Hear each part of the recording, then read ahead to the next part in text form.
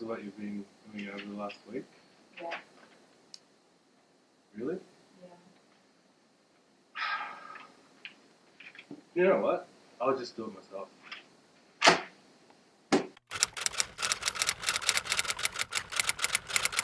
Hi Alex, so thanks for meeting with us today. We've held this meeting because we have some concerns with your behavioural and management skills and how you're interacting with some of your other employees.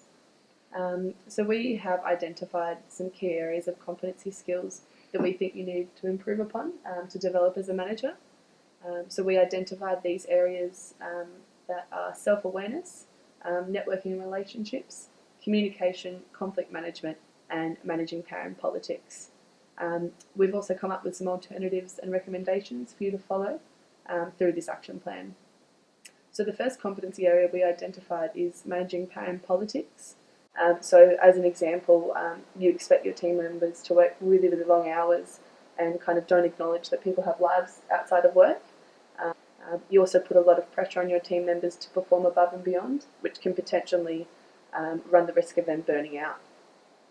We also identified that you don't have strong communication between your team and your employees, where you don't provide them with regular feedback or appraisal, and you can also come across as quite arrogant and quite abrupt. We also identified an issue with your self-awareness, which includes not wanting feedback from others and not considering other people's viewpoints. This can often lead to people feeling undervalued and them not wanting to express their opinions in a team environment. And my colleague has also identified some other areas for improvement. Yep. Alex, according to the results from the 360-degree feedback, you really need to improve your social relationship with others, as well as control your anger. So to improve this and keep calm, you should get yourself involved in something other than work, like a meditation class or any hobby you wanted to pursue. Secondly, you must learn to trust your colleagues and give them more space and time to take responsibilities and successfully finish their job. So we know you have great abilities and you have awesome achievements. So maybe share your knowledge and experience with your team and your colleagues, and so they can meet your expectations. You can have a casual talk with your team outside work, get lunch together or coffee so you can better understand them and manage them. To improve your competencies and develop a leadership, you really need to involve others into your work rather than leading the whole project on your own. In order to have meaningful communications, you need to pay more attention to your attitude and languages you use to your colleagues. For example, instead of sending emails at 3 o'clock in the morning, you can select more appropriate and effective medium for communicating, such as a conference or meeting.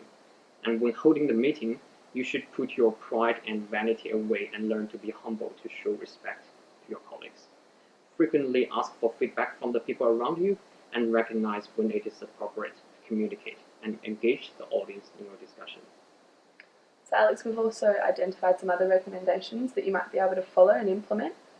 So to improve upon your communication and networking skills, what we suggest is to have monthly meetings and catch-ups with your employees to just check in and see how they're going. They can notify you of any issues or concerns that they have at the time, and you can also check in to see where their certain projects are and how their workload is.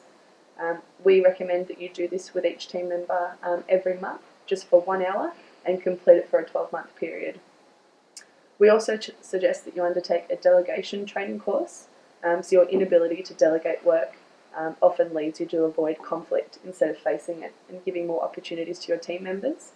So this delegation training course will take roughly 2 months to complete, where you'll attend a 1 hour session per week for a 2-month period. How does this sound to you overall?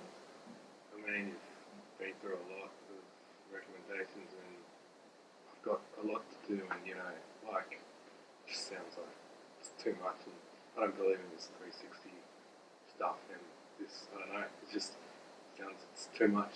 I've got to do with results, We have to keep going and get more about it. But, we understand that, Alex, and I think we have listed a lot of recommendations for you, but you don't have to do everything at the one time. You can just focus on working on each individual aspect over a longer period of time. So this makes it a little bit more manageable, and it's not that you have to change everything now. You can kind of just slowly start to change things over time and looking at it from a more long-term perspective. So yeah, we hope that these recommendations help build upon your competency areas. Thanks, Alex.